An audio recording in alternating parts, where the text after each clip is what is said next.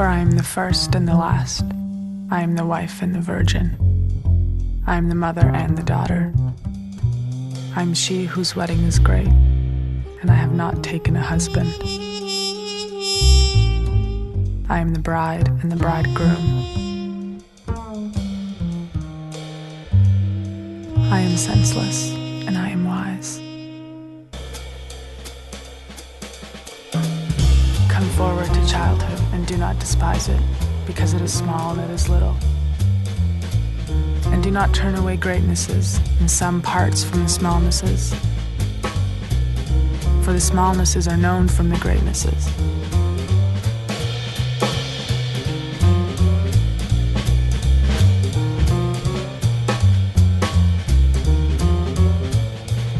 I am the one who is honored and who is praised. I am knowledge and ignorance.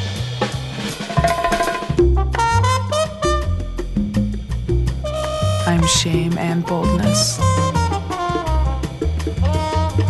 I am shameless. I am ashamed.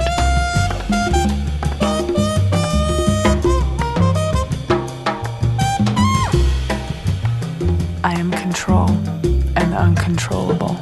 I am strength and I am fear. I am war and peace. I am the substance and the one who has no substance.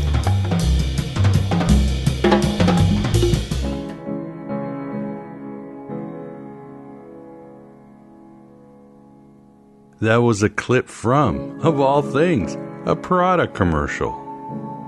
And of all things, directed by Ridley Scott. What is orated is, what many literary critics have contended, one of the top poems in all of humanity's history. Written perhaps more than 2,000 years ago, but, as you'll see, so relevant to today in its communication.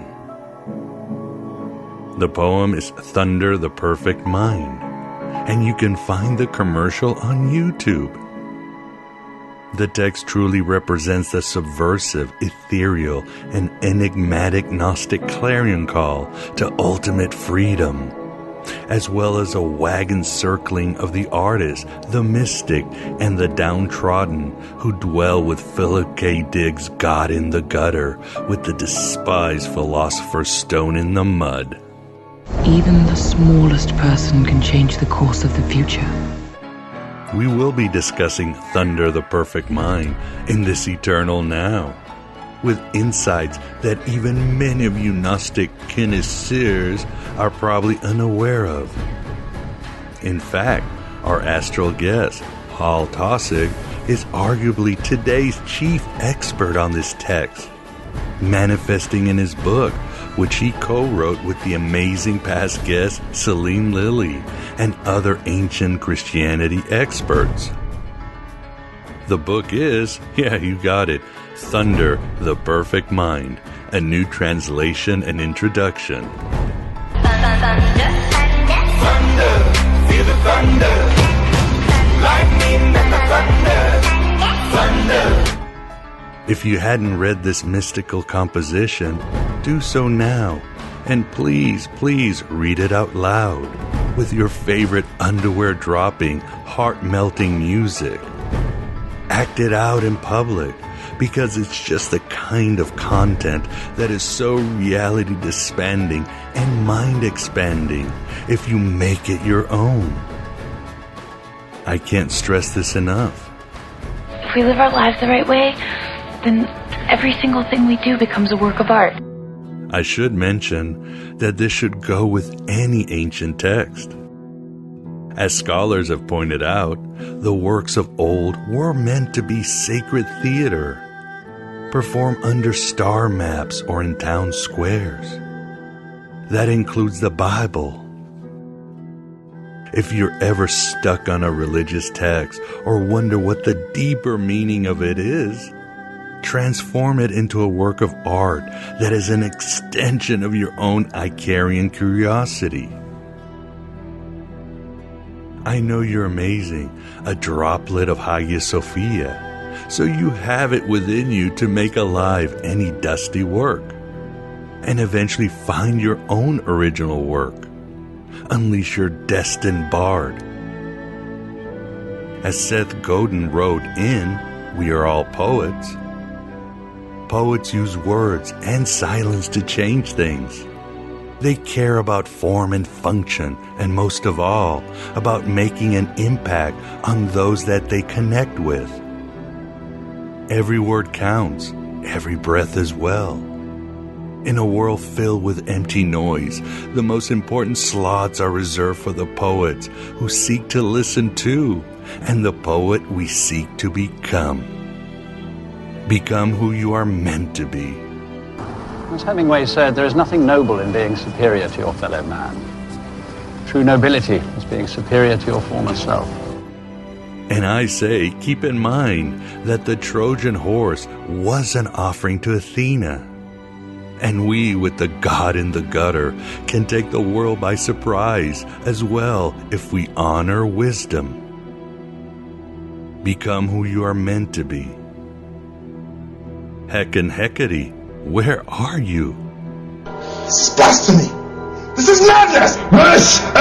They bite Gnostic Radio.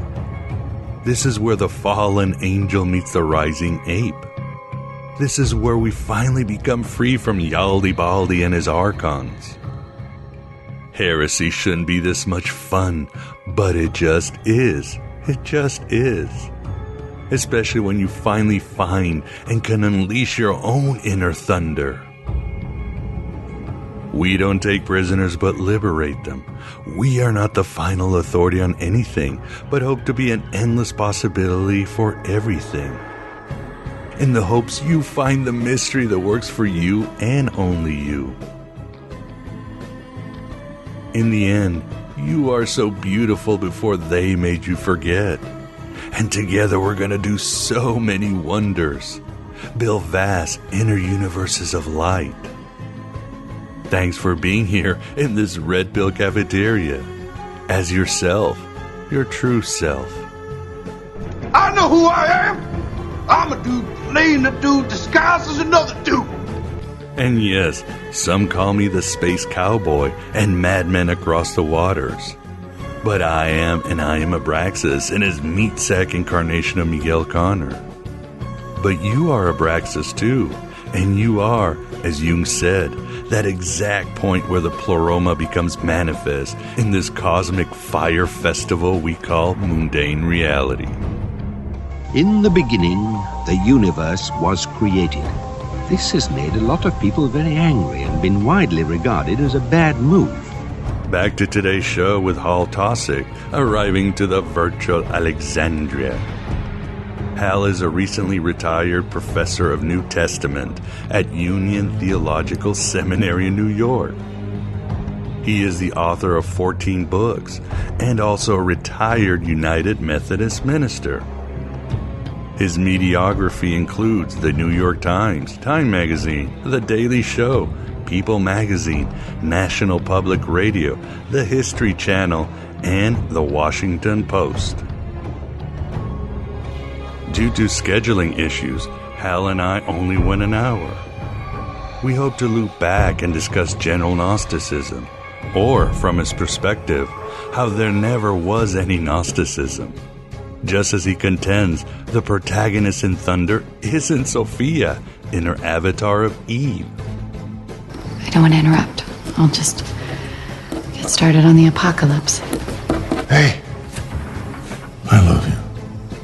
As a bonus for members and patrons at Patreon, I will include the audio version of my Abraxas brief, Understanding the Gnostic Sophia, Parts 1 and 2, including the Q&A with the Inner Sanctum of Gnosis Facebook group.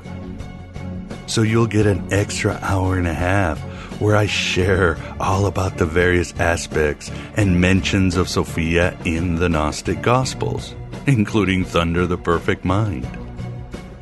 Let me know what you think of this bonus. I'm always trying to find ways to serve you with variety and experimentations. Maybe next time you'll want to trimorphic paranoia. Or not. Oh, and for members and patrons, I'll also include the full 8 minutes of the audio version of Ridley Scott's Thunder the Perfect Mind. It's just a remarkable text, again, that exemplifies the Gnostic ethos or anyone wanting liberation today in the Black Iron Prison. This quote from Hal's book certainly supports this. It goes, "Thunder is full of humor, exaggeration, and subversion. It constantly disorients and reorients its audience. It sets up expectations and then turns them so that moving through its images feels like a walk through a house of mirrors. Indeed, in the unpredictable spaces of both thunder and a house of mirrors, sections of the self are warped and multiplied, recast and denaturalized with fantastical effects. To be sure, performing thunder means carrying out a set of strategic destructions. It means being at a loss for who you are and where you belong. Calculated amnesia in a reality saturated with forceful reminders of who and how one should, quote, be at every moment. To defend ourselves and fight against assimilating this dullness into our thought processes, we must learn to read, to stimulate our own imaginations, to cultivate our own consciousness, our own belief systems. We all need these skills to defend, to preserve our own minds. Let us end with a poem by Ansel Elkins. And thanks for bringing this to my attention, Henna from the Inner Sanctum of Gnosis group.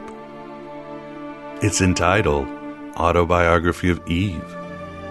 And Eve, who I feel, and unlike Hal, is an avatar of Sophia, just as she is, as other scholars have argued, the protagonist of Thunder the Perfect Mind.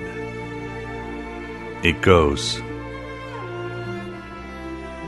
wearing nothing but snakeskin, boots, I'd blaze a footpath, the first radical road out of that old kingdom, toward a new unknown. When I came to those great flaming gates of burning gold, I stood alone and terrored at the threshold, between paradise and earth. There I heard a mysterious echo, my own voice, singing to me from across the forbidden side. I shook awake, at once alive in a blaze of green fire. Let it be known, I did not fall from grace. I leapt to freedom. Write your own gospel and live your own myth, to let out your inner thunder that has been dormant for lifetimes. Thunder, feel the thunder. Lightning and the thunder. Thunder. I am the one who is honored and who is praised. I am knowledge and ignorance.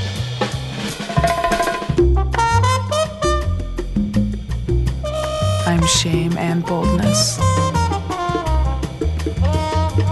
I am shameless. I am ashamed.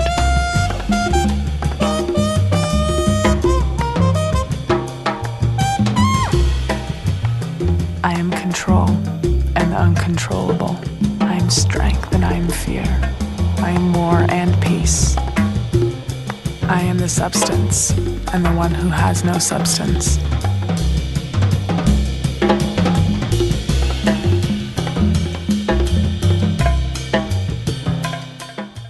This is the AM Bite interview, and with us we definitely have the pleasure of being joined by Hal Taussig to discuss a lot of his work and ideas, including a book I really enjoyed, The Thunder, Perfect Mind, a new translation and introduction. Thanks for being here, Hal, and how are you doing? I'm fine, Miguel. It's an honor to be with you all. Pleasure is all ours. And yes, before we get started on the book, I've done some research. You've had a very distinguished career as a scholar, but a lot of your work seems to be focused on ancient performance, sacred meals, and a lot of Sophia, a character which our audience really leans towards. So how did you become interested in Apocrypha and these sort of, again, niche topics? Oh, so that's a relatively long story, Miguel. Let me do the quick version of what I would call my interest in the relatively new discoveries of Christ documents that have been discovered since 1850. By and large, I had throughout about half of my career as a scholar and as a pastor, I had little interest in that literature. But as I would be going around the country giving lectures and the like on various topics, I would say probably in the mid to late 1980s and early 90s, I started having people come up afterwards and tell me or ask me, hey, I saw this new discovery of such and such a document from the early Christ movements, and what do you think of it? And I would almost always say some dismissive response, like, oh, it's probably heretical or probably not quality material. I would say that without having read the material in any case. But as that kept happening to me, then the next thing that would happen when I would dismiss the very idea of reading these texts, people would say, well, you know, I actually went and I found the text and I read it, and it was very meaningful to me.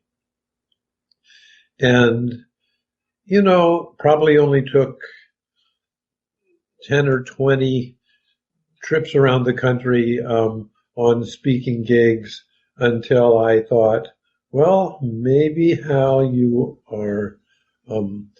need to pay more attention to this. So I started reading just the whole range of documents that are related to the Jesus people in the first 2 centuries, but are not in the canon. And I, of course, have been, and even at that point, was fairly critical of canonical literature. But I realized as I caught up with this material, and this was halfway through my career as a professor and scholar and pastor, that this was a major error in my life and in my work. And now I say, because I then went and learned Coptic, because it seemed so important to me. And now I say, when I'm talking to folks, that I think the discovery of all of these other, what one might call extra-canonical texts, this is probably the biggest thing that's happened to the Bible in 1,500 years. You have over 100 new discoveries of material, much of which is really important, some of which is fairly bad in terms of my take on things. But again, so I got to my interest of this by making one mistake after another. It's only in the last 20 years, really, that I've been an active scholar in this regard. But it's very central to my work now. I'm glad to hear that, because you put out some wonderful work, fascinating works. Well, why don't we get to The Thunder, Perfect Mind? It's obvious, as many know, it is found in the Nag Hammadi library with the other, 51 texts. In your research, what do you say is the background of this text? So on what year, region, and community? I think in one part of your book, you say that some scholars have proposed that it might even be pre-Christian, like 3rd century BC. Yeah, we'll need to talk a lot about that. And, Miguel, I have to say, first of all, that I've been working at scholarship for a little over 40 years in this regard. But it's really pretentious and difficult to be a scholar of documents that were written more or less 2,000 years ago. And so I have to be very careful about what I say, but I want to say to your audience and you that the other thing about scholars, and especially historical scholars, is we are taught in our graduate programs, and now I of course have been a graduate professor for quite a while, but generally we are taught to say things like, we know this and we know that. And so I say to you and your audience that when you hear me say something like that tonight, first of all, forgive me. Secondly, please know that there's 50% chance that I'm probably lying on some way or another, because we simply don't have enough information to do a good job of this. You're right, I'm known for trying to do it, but it's very important for your folks to know that nobody does it well. To answering your question, the Thunder Perfect Mind, it's the copy that was found at Nag Hammadi is the only copy that we have. It's in Coptic, and of course the Nag Hammadi collection is by and large what one might call Christ documents or Christian documents, and this was one of them.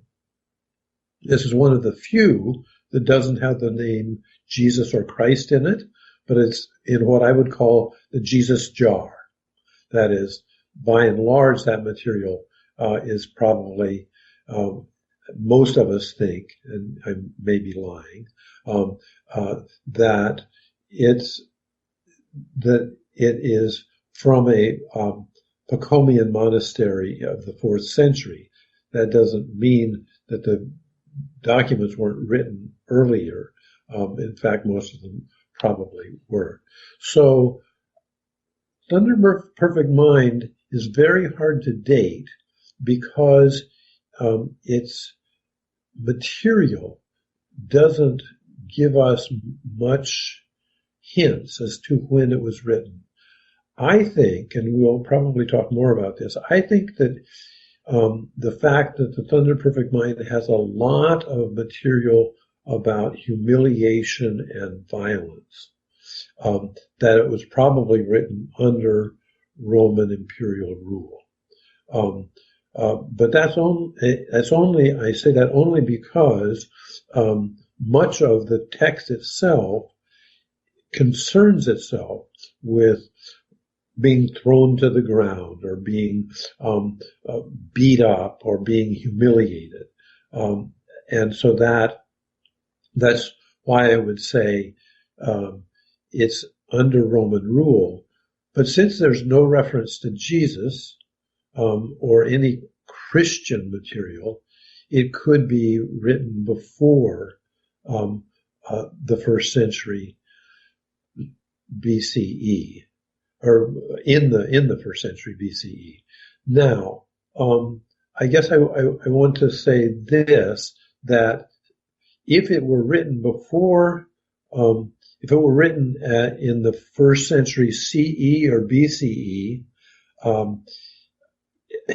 the fact that it's in Coptic now would mean, because Coptic didn't exist in the 1st century BCE or the 1st century CE, it would mean that it was probably written first in Greek and then translated into Coptic.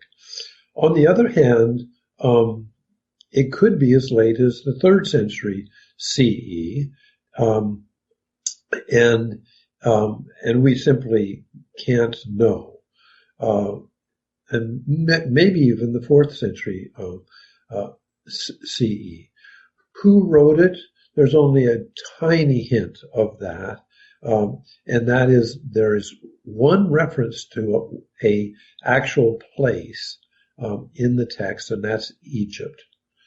And since it's in Coptic as we have it now, those would go together, that perhaps it's in Coptic. Now, I and the people who wrote the Thunder Perfect Mind book, and it's the only book in English on the Thunder Perfect Mind, but I wrote it with 4 other colleagues, Jared Calloway, Maya Katrositz, Celine Lilly, and Justin Lasser. We think there's a decent chance that although most scholars think that it was written first in Greek, we tend to think that it was probably written first in Coptic. When exactly and by whom is not clear. Now, was there another question there, Miguel? No, you hit it on the head, and it's a great answer. And of course, should mention Celine Lilly was on recently to discuss her book, The Rape of Eve. But I wanted to talk a little bit about the protagonist, and of course, but as I've studied the main theory, and I believe it's Bentley Layton, he talks about how the protagonist is Eve, and how you have Epiphanius talking about the Nicolaitans and how they had 2 gospels, the Gospel of Eve and the Gospel, I believe, of Perfection. And in the Gospel of Eve, the protagonist Eve says she hears a sound like thunder, and there's a tall man and a short man. So therefore, he somehow connects Eve to the protagonist of Thunder. And Robert Price, who we've talked about through email, he goes even further, and he thinks that the Gospel of Perfection is Thunder, the perfect mind. So what do you think about this, or what do you say about the protagonist? Well, I guess my first question about my very honored colleagues is, well, what does it get you to say that? Because we really don't have those documents in any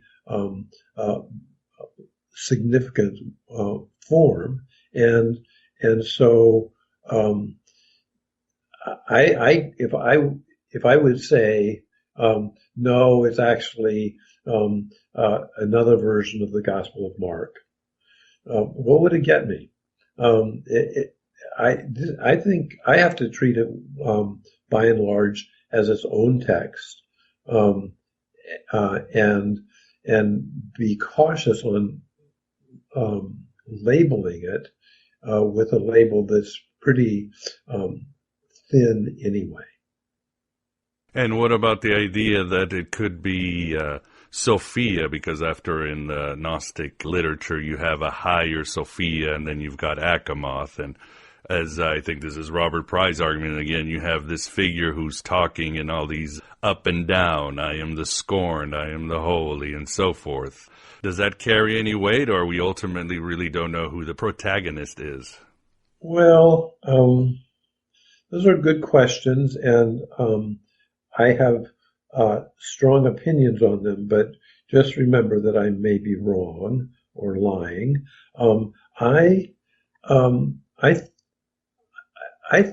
So I've co-authored 2 books on Sophia, and mostly the Sophia that's in the First or Second Testaments, and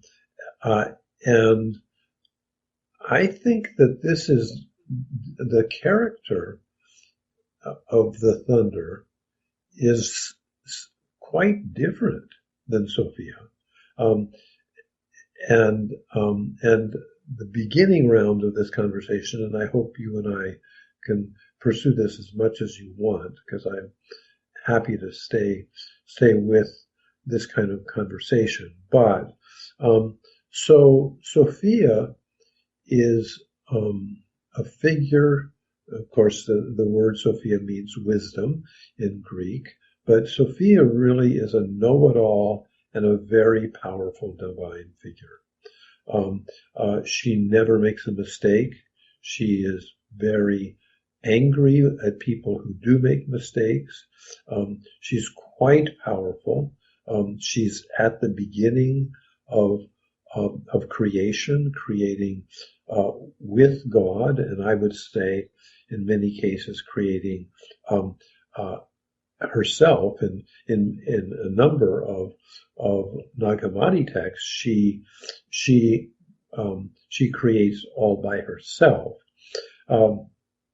That's not the character in Thunder. The Thunder, again, for your audience, the entire piece of Thunder is such beautiful poetry, and so I think it's a colleague that I'm working with now at the University of Pennsylvania says he thinks it's one of the 10 top documents ever written. It's a very powerful and very nuanced voice. So this entire piece is in the first person singular, mostly feminine, but not entirely, voice. And so this is a divine, mostly female character. But for instance, in very strong contrast to, let's say, the goddess of Isis, who also, of course, is more or less from Egypt. The thunder perfect mind, the thunder really is not all powerful, and quite regularly is thrown to the ground, hurt, humiliated, even though she is also divine. So this is Sophia would never admit to somebody throwing her to the ground or trying to swallow her. Sophia is proud and wise and on top of everything. And again, here I have really strong critiques of most of my scholars who have done some work in the Thunder Perfect Mind. They simply have missed that when she says I am, so she really speaks as the great I am, even though she's wounded regularly. But when she speaks the I am this and I am that, twice as many times she talks about herself as someone wounded, humiliated, or hurt, as being, as she also says, she says, I'm the first and the last. So she talks like a divine person. She is a divine person, but she's also a wounded divine person.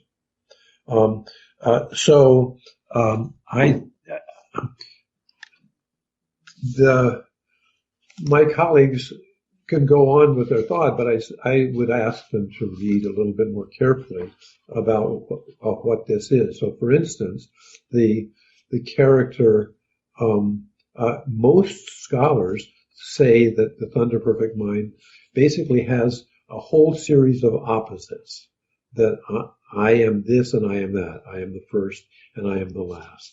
One needs to read it much more carefully to see that it's hardly ever just one or the other, and it's often two or three characteristics that are in some tension with one another. So I would say I really love Sophia, and my work on Sophia is really important. I think Sophia is nearer a caricature than Thunder is. Makes sense, but I guess since we're following this line of thought, wouldn't the argument be that, for example, in such texts like the Pistis Sophia, the Sethian literature, and all that Sophia does, or even the Valentinian literature, as they portray her, she does seem to make mistakes, and she is sort of humble down here in the chaos. I mean, isn't that an argument for that? Oh, sure. It is true that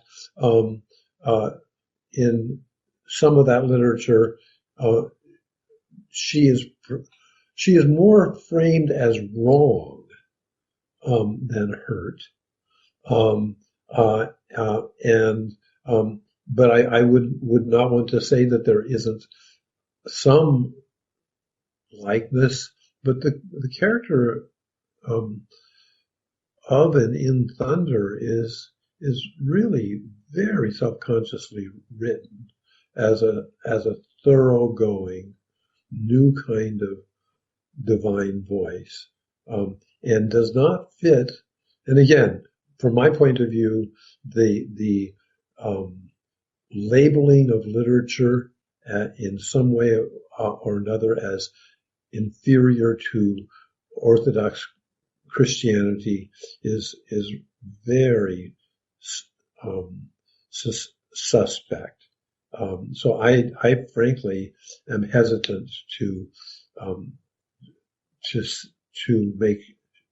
think in what I think are basically just vaguely hidden insults to many of the discovered literature that people put in negative comparison to Christianity.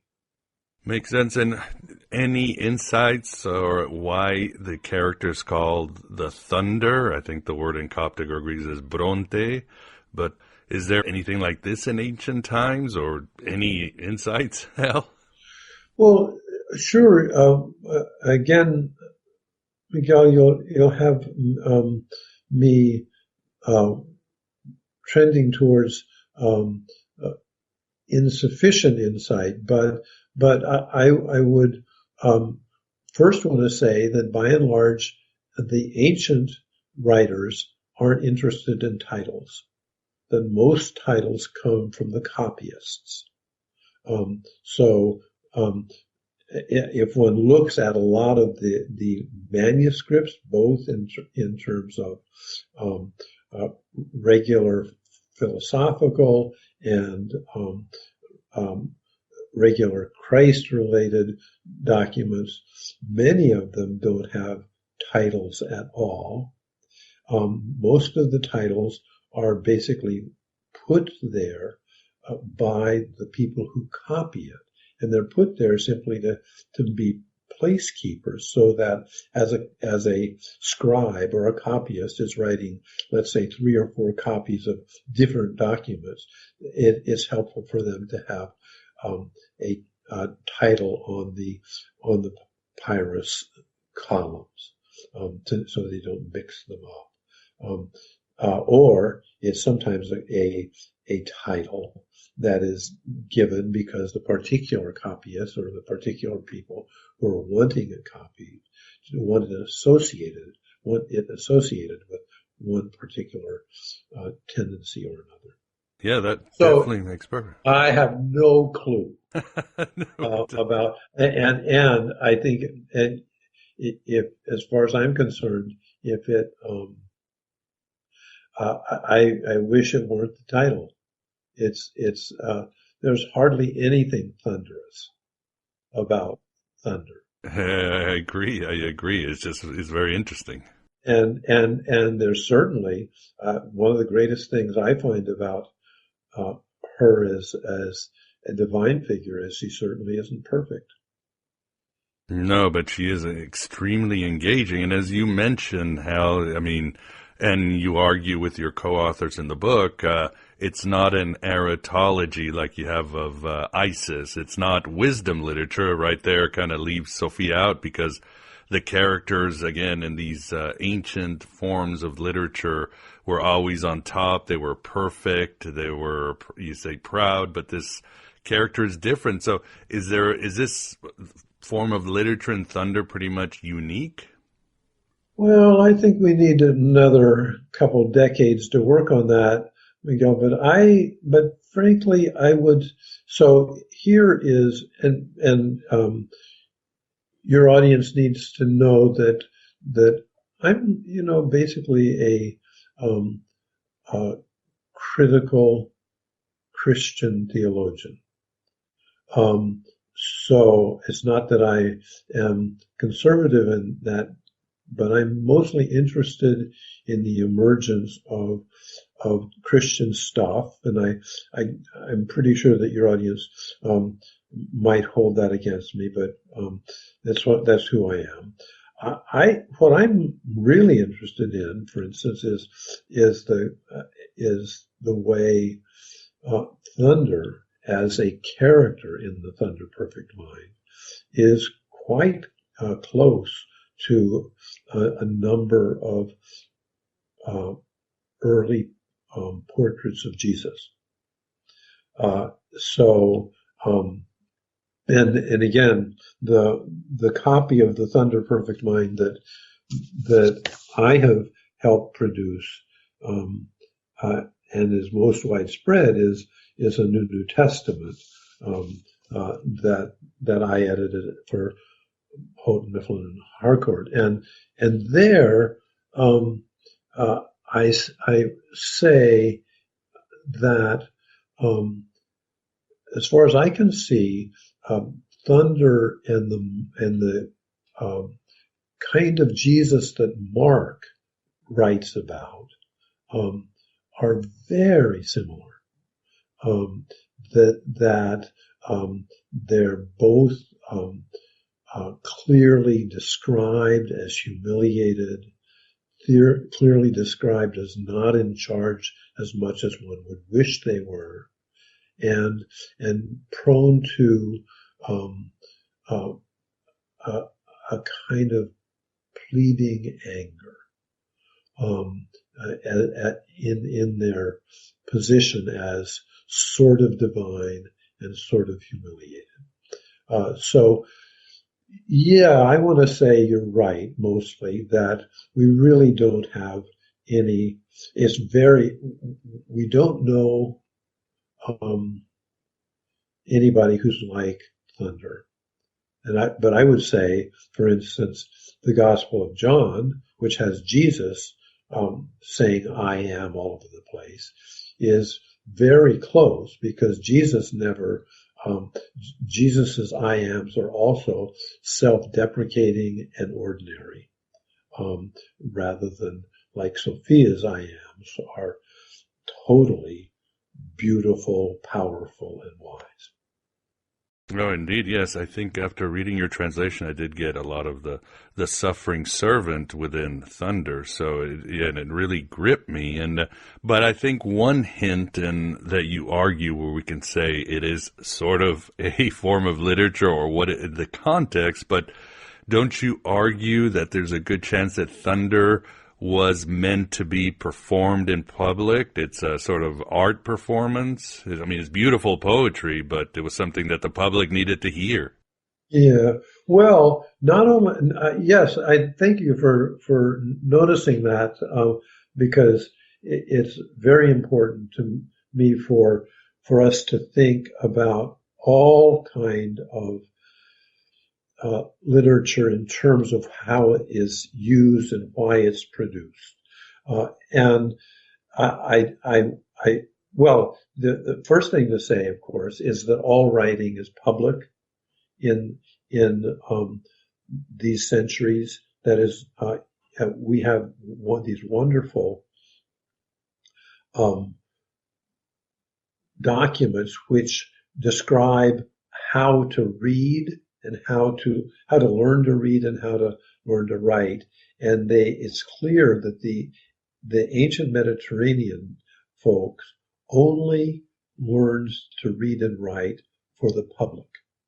So, for instance, when you are a student in, let's say, the 2nd century in the Mediterranean, and you're just beginning to read sentences, you always read them out loud, because you know that your reading is never for you, just you. It's always for a crowd. So, in other words, that happens for all of that, but you're asking me a much more important and interesting question that I and my co-authors have worked on in the Coptic a lot. And that is, yes, this seems to be some kind of chant or song or shout that a group of people perform. And we've suggested that thunder never was the same from performance to performance. So when, for instance, we have in our only copy, I am the whore and the holy woman, I am the wife and the virgin, I am he, the mother and the daughter, I am the limbs of my mother, I am the sterile woman and she has many children, I am war and peace, I am security and I am fear.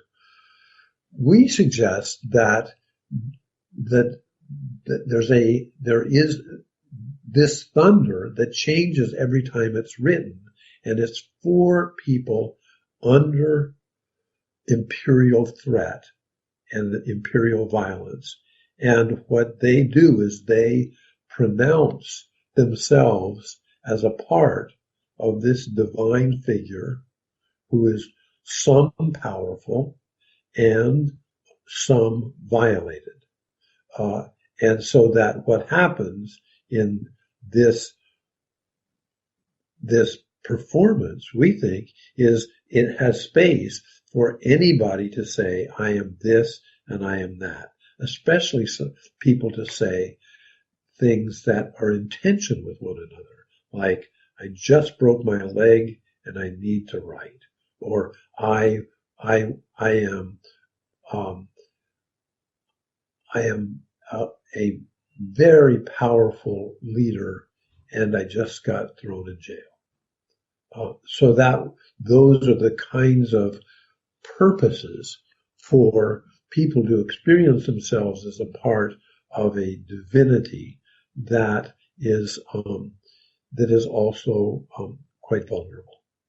Oh, that makes perfect sense, Hal. I mean, yes, like I'm seeing it again, very Christian undertones about the downtrodden and the displaced to join in this song, like early Christianity really began under Imperial Rome, and including all the peoples that you can. I mean, it's, for example, it's gender bending, and I think it's not 16. It says, I am he whose image is multiple in Egypt. All translations I read, it was just female, but this one, the genders do change and the character does change. So, as you write, it's a book of paradoxes and antithesis. So this is a book of change and tension, but also inclusivity into, well, again, the meek and the hopeless and those who are looking for help, it seems.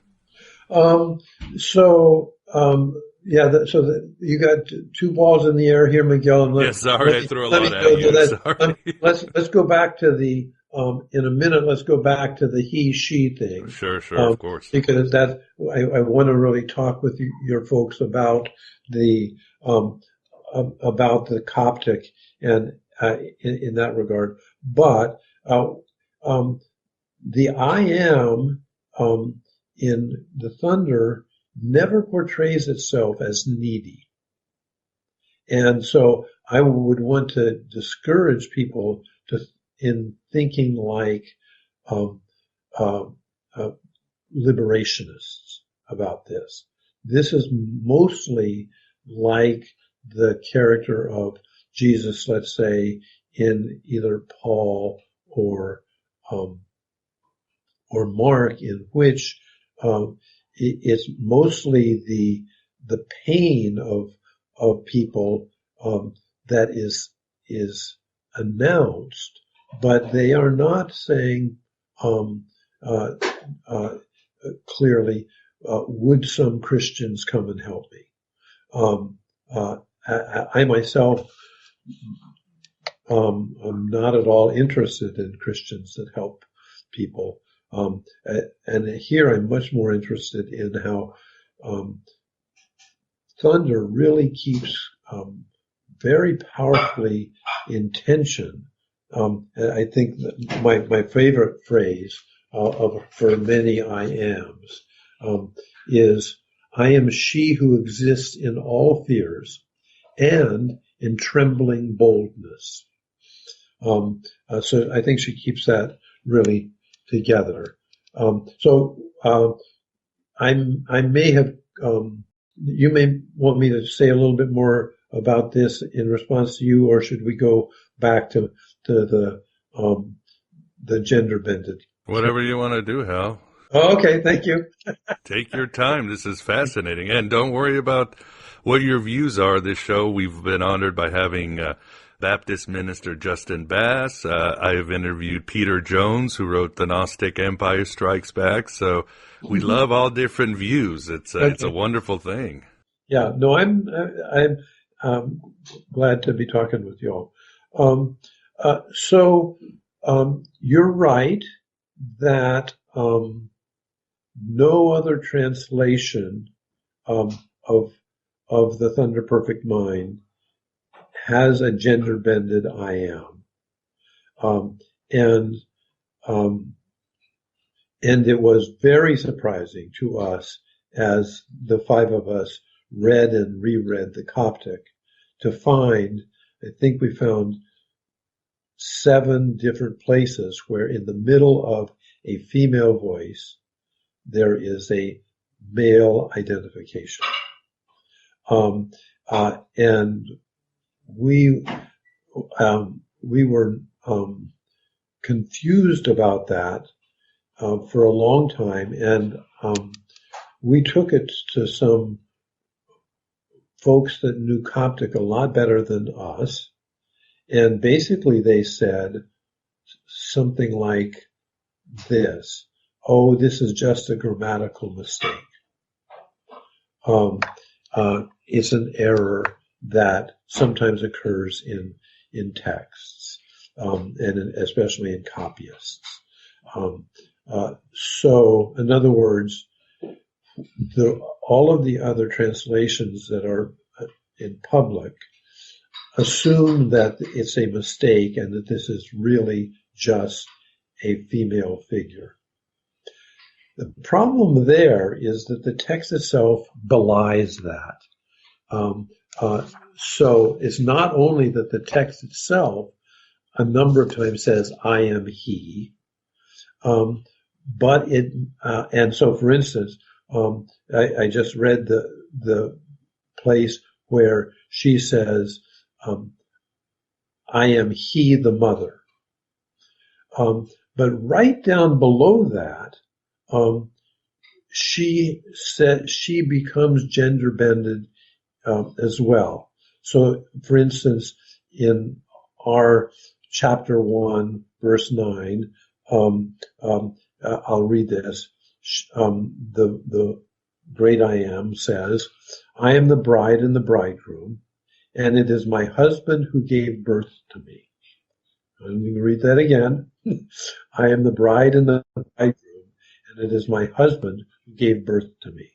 So, in other words, just 5 verses up, it says, I am he, the mother, and you're supposed to think that that is a mistake by the copyist, when right below it, it says, it is my husband who gave birth to me. In other words, we have a he, mother in the text itself, not in terms of translation, but in terms of the sense of the sentence. When we realized that, we said, no, we have to think more clearly about this as a part of the thinking and the poetry of the piece itself. And so, especially, it was easy for me to know that in a lot of Christian texts, Jesus, for instance, is referred to as being Sophia, or a hen. So we know gender-bended divine figures, and I think it's particularly interesting to see that many of the I ams in Thunder are in places of difficulty. Do not stare at me in the shit pile, leaving me discarded. Do not be arrogant to me when I am thrown to the ground. You will find me among the expected. So this text puts its person in uncomfortable places, and gender-bended is one of them. As far is the way I would look at it. Did you say that Jesus is referred to in a different gender, or what are some examples of that? Well, First Corinthians chapter 2:6, he says, "I am Sophia." Or excuse me. Oh yes, you're right. Paul says about, and there it's just completely clear that it's not just some kind of wisdom. It's Sophia herself, because Paul describes Jesus. First of all, Paul is talking about how Jesus is humiliated and hurt, and then he says, and he is Sophia, who was at the beginning, which of course is straight from Sophia texts in the book of Proverbs. Yes, I mean there are probably at least 50 different texts in the first 2 centuries in which Jesus is identified as female. Here, once we saw that the textualities themselves of Thunder pointed to a gender-bended, primarily female person, those of us who knew the number of places where Jesus identifies himself or is identified as a male being a female, helped us be aware that the texts of that time are interested in gender bending. Yeah, it's very interesting because obviously being associated with wisdom, who was a female character, although of course Philo of Alexandria seems to switch that around a bit, but there are iconography that I remember April DeConnick showing me. You have Yahweh with breasts, showing that he's maternal, this deity is maternal, will take care of you. So these again are honorific things, but is just to be clear, is the gender bending in Thunder honorific, or is it because of, I think you said, confusion? Well, I think I'm about 40% of the way to an answer, Miguel, on this.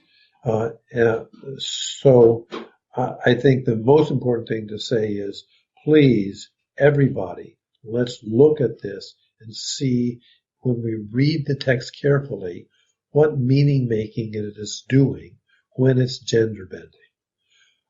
But I would say that what we understand, there are 2 major understandings of gender bending in the larger families of texts like this. One is to make both genders a sign that the particular divinity has more power. and more presence. And the other is to put the divine character in vulnerable situations. So, for instance, eunuchs in some of these texts are close to representing two genders, and in the Acts of the Apostles, that character is blessed.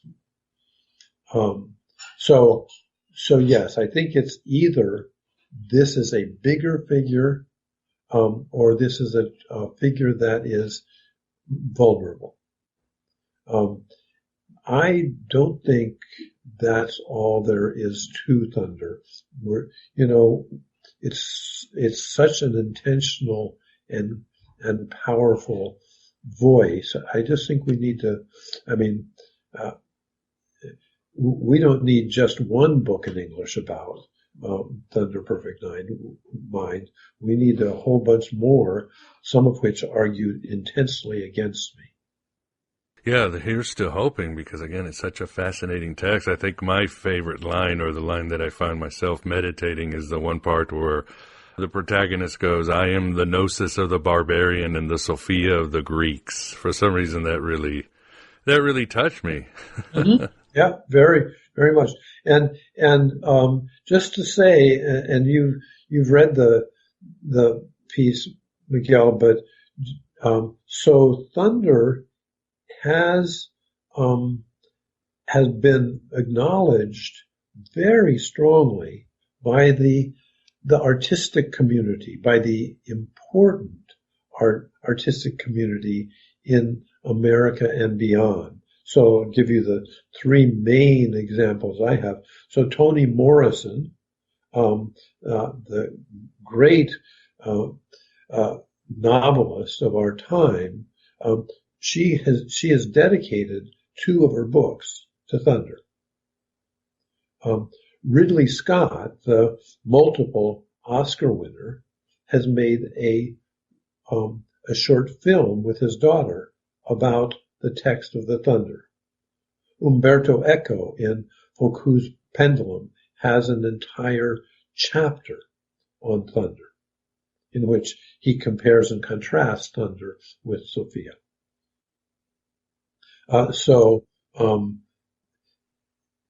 We need all of these good minds, especially those which know how an artistic voice makes meaning.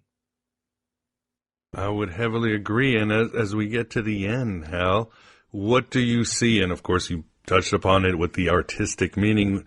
Do you see a perennial meaning to Thunder, something of the ages that you can think of, or something that's maybe touched you? Well, you all can see that I'm into it. Oh, yes. I tend not to speak for the ages, but I'm really interested in meaning making in our own time. I think it's quite clear already that big minds are already gravitating towards her, and that this is the beginning of a longer relationship of our time, especially because it's a figure that is both divine, some powerful, and some vulnerable. And you said you're doing more work on Thunder, or is this it? No, I'm in the middle of about ready to get my my manuscripts to my agent for a book on a vulnerable divinity, in which Thunder is one of about 10 figures that I look at.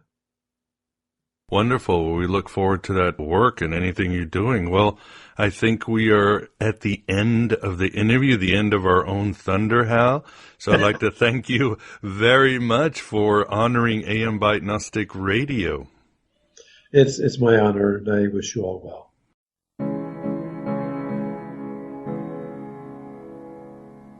And there you have it, with so many thunderclaps. Our interview with Hal Taussig, based on his book, Thunder, the Perfect Mind, a new translation and introduction. Get thee to read it right now, or more like read it out loud and perform it against the storms of creator gods and their clouds of mind slavery. As mentioned in the intro, due to scheduling issues, Hal and I only went an hour.